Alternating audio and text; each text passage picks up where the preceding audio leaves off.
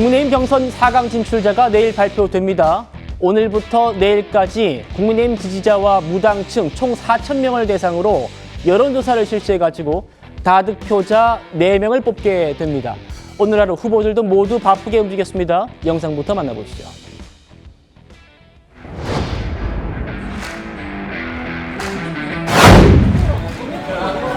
네, 안녕하세요.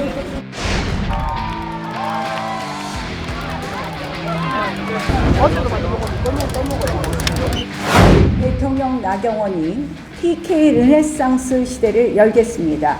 한강의 기적을 이끈 저력을 바탕으로 이제 낙동강의 기적을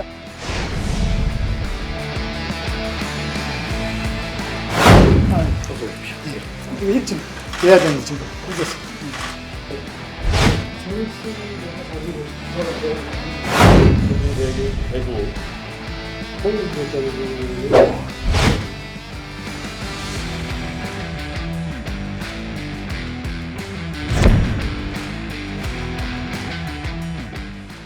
자, 지금 이 시각도 국민의힘 국민 여론조사 진행 중일 겁니다. 누가 4강 안에 포함될지 지금 초미의 관심사인데요. 어제 오늘 나온 여론조사들을 통해서 현재 추세를 좀 알아보겠습니다.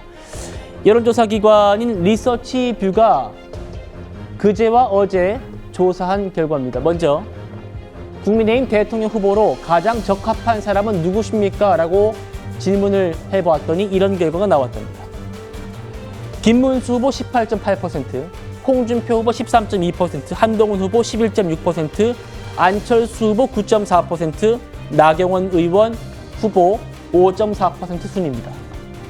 자, 그런데요. 여기 네 번째, 다섯 번째 칸을 잘 봐주십시오. 국민의힘과 무당층의 대답은 전체와 좀 달랐습니다. 바로 보시죠. 여기가 이제 국민의힘과 무당층을 대상으로 한 게 지금 경선 룰입니다. 김문수 후보 29.9%, 홍준표 후보 21.9%, 한동훈 후보 19.6%, 나경원 후보 9.7%, 안철수 후보 4.2%, 이철우 후보, 유정복 후보, 양영자 후보 이렇게 내려갑니다. 최 의원님. 네. 보시면 이제 오차범위 밖에서 3강 정도는 뚜렷하게 보이는 것 같고요. 마지막 티켓을 두고 아까 전체 물론 다 오차범위 됩니다만 나경원 후보와 안철수 후보가 좀 엎치락 뒤치락 하는 모습이에요. 어떻게 보고 계십니까? 그렇죠. 이 국민의힘 현재 이 경선 룰이 국민의힘 지지층과 무당층을 상대로 하거든요. 그러니까 그렇죠. 민주당이나 야당을 지지한다고 하는 응답자들은 빼버리고 이제 지금 여론조사를 실시하는 거거든요.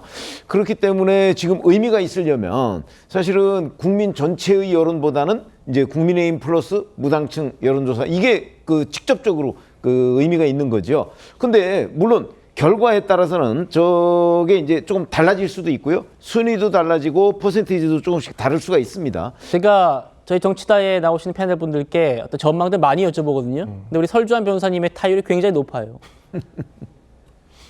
그래서 여쭤봅니다. 누가 1차 경선에 진출할까요?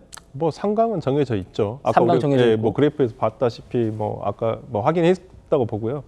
저는 개인적으로는 나경원 의원이 4위 나경원 후보가 4강에 들 것이다. 왜 그러냐면 기존의 안철수 후보는 물론 대중적인 인지도는 뭐 나경원 의원보다 더 높을 수도 있고 그렇습니다만은 나경원 의원이 국민의힘 계열의 어떤 보수 정당에서 한 번도 뭐 탈당한 적이 없이 계속적으로 활동을 해 오시면서 어떤 본인의 일정한 저는 그 지지층은 충분히 구축하고 있다라고 보이거든요. 네. 그렇다고 한다면 당내 국민의힘 당원과 그다음에 무당층을 상대로 한 예를 들어서 이러한 여론조사 결과와 같이 아마 내일 그 4강에 누가 들 거냐를 봤을 때 아무래도 나경원 의원이 조금 더 안철수 후보보다는 조금 더 유리하지 않을까라는 생각을 해봅니다. 알겠습니다.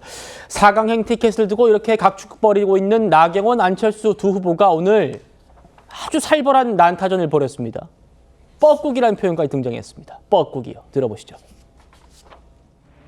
뻐꾸기가 남의 둥지에 가서 알 낳는 거잖아요. 안철수 후보는 이게 대선 때마다 이당 저당 다니시더라고요. 그래서 늘 누구 손을 들어주시고 하는데 그래서 아니 우리 당에 오시면 했는데 우리 당 가치에 동의를 하시나?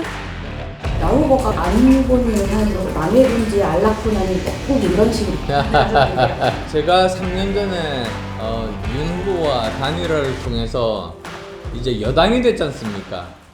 여당 중진으로서의 혜택을 지난 3년간 본 분이 지금 나경원 후보입니다. 오히려 저한테 고맙다고 말씀하시는 게 그게 순서죠.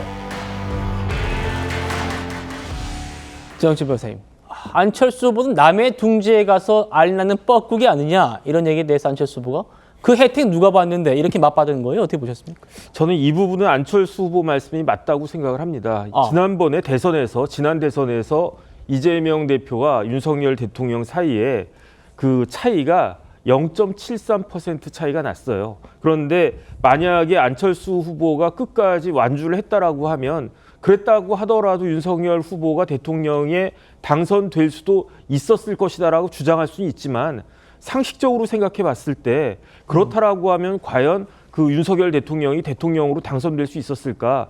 누구를 보면 더 쉽게 생각할 수 있냐면요.